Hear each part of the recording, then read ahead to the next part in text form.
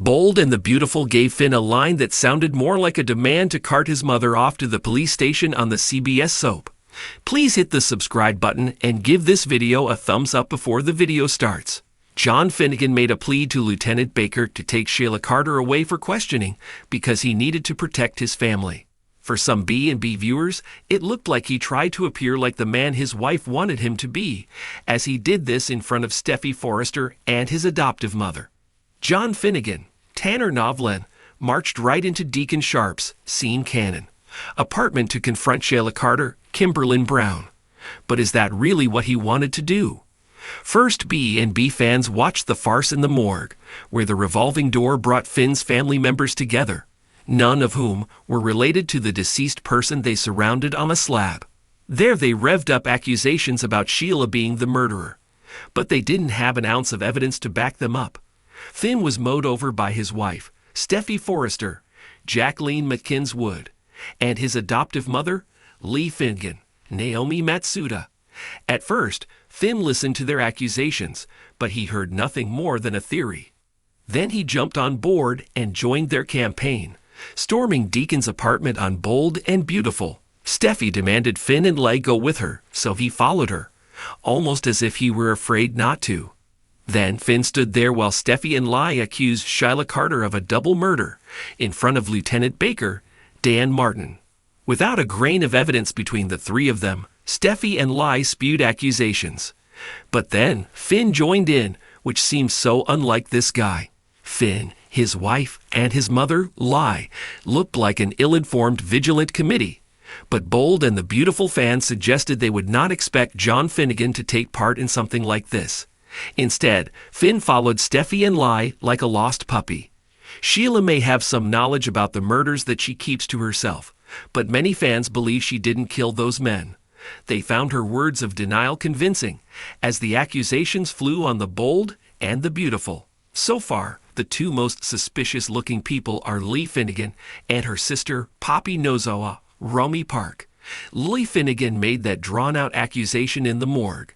She claimed she knew who killed Hollis W. Chambers, and Tom Starr, Clint Howard, without mentioning a name.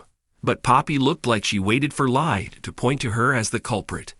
Relief came over the free-spirited woman when Leigh told Finn the killer was his birth mother. B&B fans wonder what Poppy was doing there in the first place.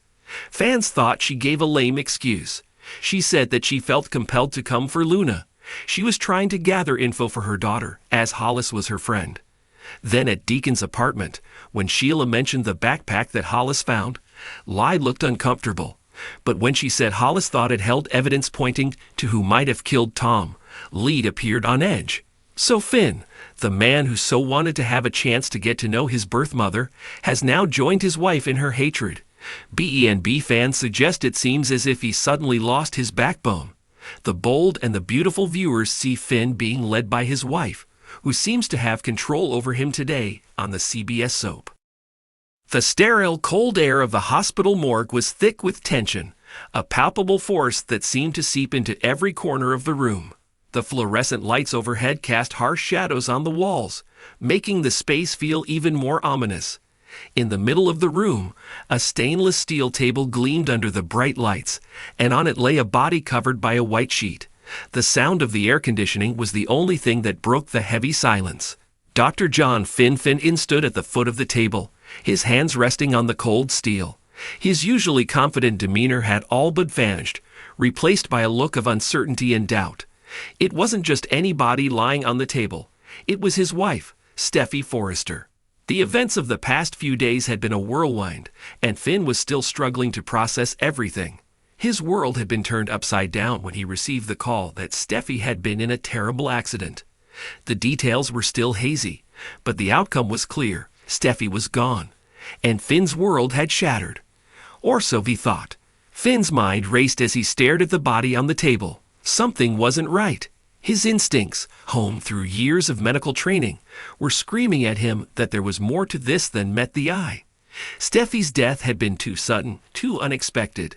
He had seen her just hours before the accident, and she had been full of life, her eyes sparkling with the fiery determination that had always been her trademark. But now she was gone. Or was she? Finn's thoughts were interrupted by the sound of the door creaking open. He turned to see Dr. Bridget Forrester, Steffy's half-sister, step into the room. Her face was pale, her expression grim. "Finn," Bridget said softly, her voice barely above a whisper.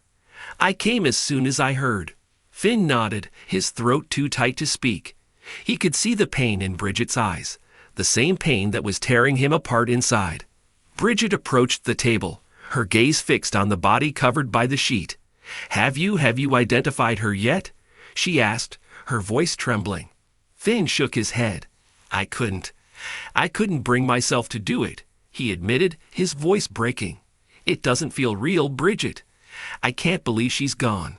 Bridget placed a comforting hand on Finn's shoulder. "I know it's hard, but we need to know for sure. We need to know if this is really Steffy."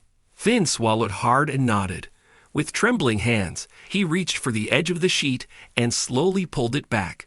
As the sheet slid away, revealing the body beneath, Finn's breath caught in his throat. His heart pounded in his chest as he stared down at the face of the woman he loved. It wasn't Steffy. Finn's eyes widened in shock, and he stumbled back from the table, his mind reeling.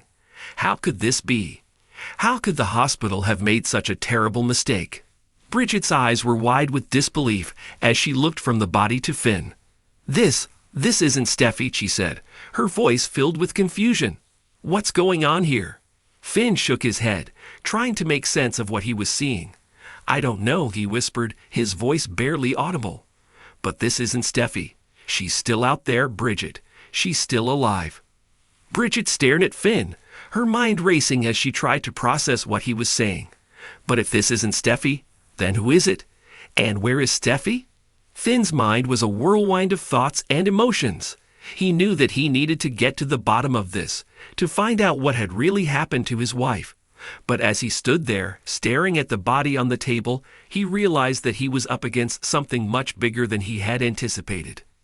"I don't know who this is," Finn said, his voice filled with determination.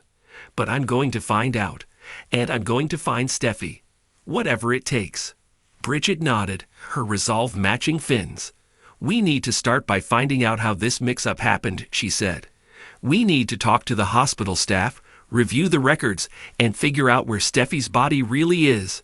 Finn agreed, but he couldn't shake the feeling that there was more to this than just a simple mix-up. Something about the whole situation felt off, like there was a piece of the puzzle that was missing. As Finn and Bridget left the morgue, their minds were already racing with the possibilities. They knew that they were up against the clock, that every moment they wasted could mean the difference between life and death for Steffy. But Finn was determined. He wasn't going to let anything stand in his way. Not this time.